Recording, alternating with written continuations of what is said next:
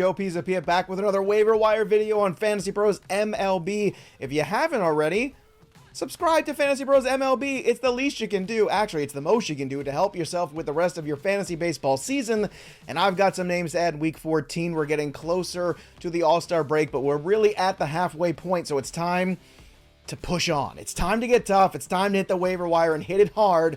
But before we do, there's also some names that you should know. And one of those names is So Rare MLB. If you haven't played yet, I encourage you to give it a shot.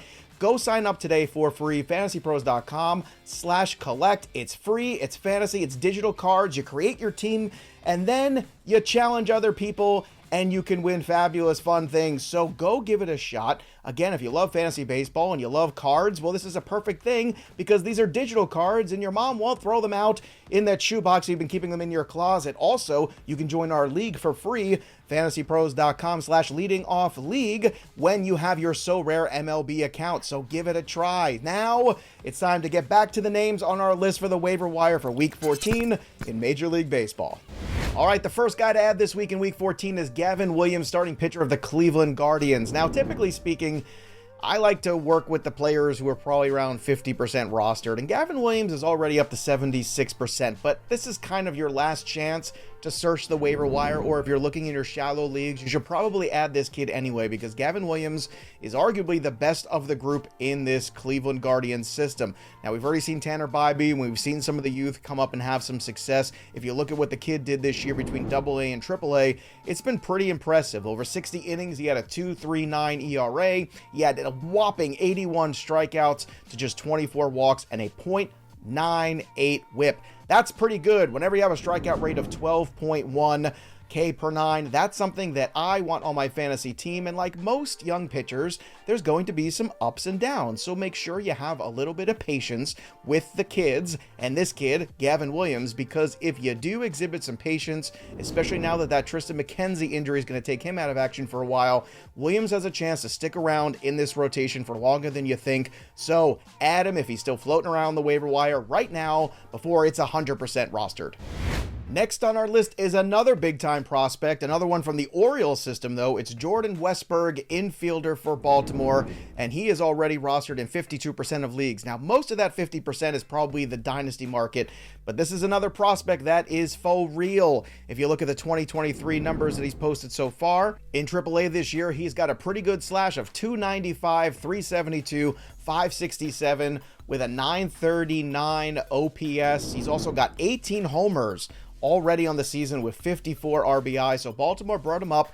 And the good thing about Westburg is the flexibility. He can play second, which is really where you've seen him so far early on. He can play some short, can play some third, and that flexibility is good for a few reasons. Number one, it allows him to spell some other guys in this Orioles lineup and keep him in the lineup, and also, as he gains potential eligibility in your fantasy leagues, he becomes a very valuable asset if he hits. Now, as I just spoke about with our last player, you have to have patience with the youth of America and the youth of Major League Baseball. And Westburg has enough talent to practice that patience. So add this guy already if he's still available in your league. Enjoy the position flexibility and realize this guy's got a little power, a little bit of speed too. Had 6 stolen bases in those 67 games. And if he can continue to hit for a high average at the Major League level like he did at AAA, this could be a huge game-changing addition to your fantasy league in 2023.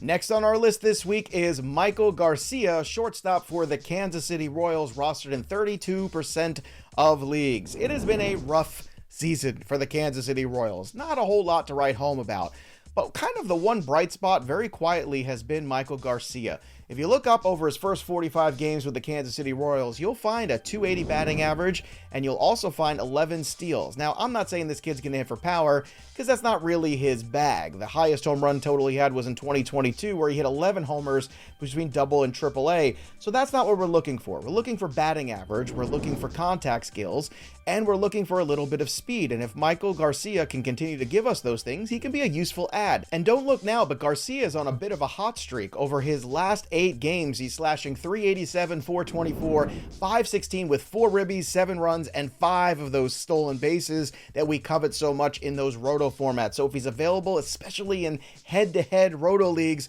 Michael Garcia is a guy that you should add right now. Does he have big long-term upside? Probably not, but while he's on that hot streak and he qualifies at third and short in many leagues, Garcia can at least help you out if you have some injuries or have some guys that are underperforming, so add him today, especially in those deeper roto formats.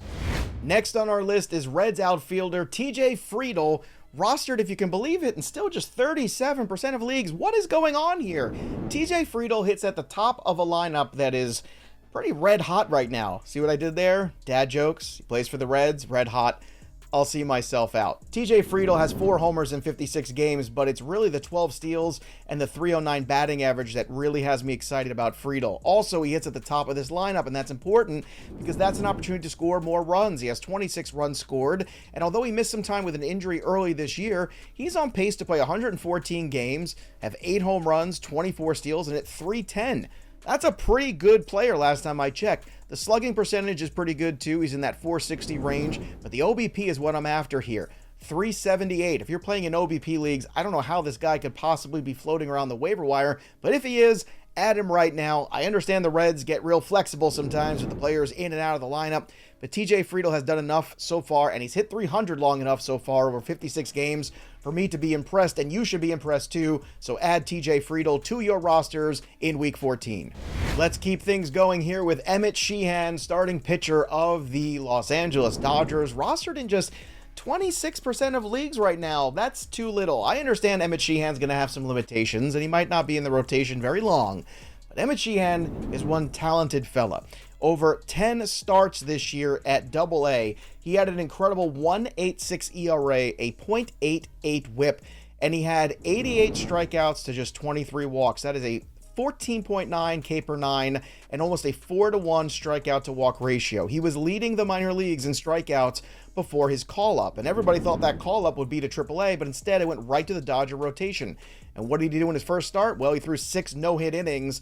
That's pretty impressive. So far, he's got 12 major league innings under his belt, and the ERA is still in the ones, 1.50. Is he going to throw 120 pitches? No. Is he going to get a lot of quality starts? Probably not at this stage, as he's going to get babied a little bit. But keep this in mind. He is 23 years old. He was a college pitcher, so it's not like he is going to be completely shelved either. At some point, yes, Julio Urias and some other pieces for this Dodger rotation will get healthy. But Emmett Sheehan is a very interesting addition, especially in any format where you have keepers involved. If he is somehow floating out there, you need to add him to your roster, because if he does continue to look this good, you could have an incredible keeper on your hands for 2024. So right now, obviously Dynasty Leagues, you should have him already, but in keeper formats, you should definitely be rostering him. I can't believe it's under 50% with the kind of talent this kid has. When a player goes from AA to the major leagues, especially a pitcher, that is something to keep notice of, especially a pitcher on a Dodger team that has a chance to win a World Series. So keep Emmett Sheehan in mind and keep him on your waiver wire pickup list this week.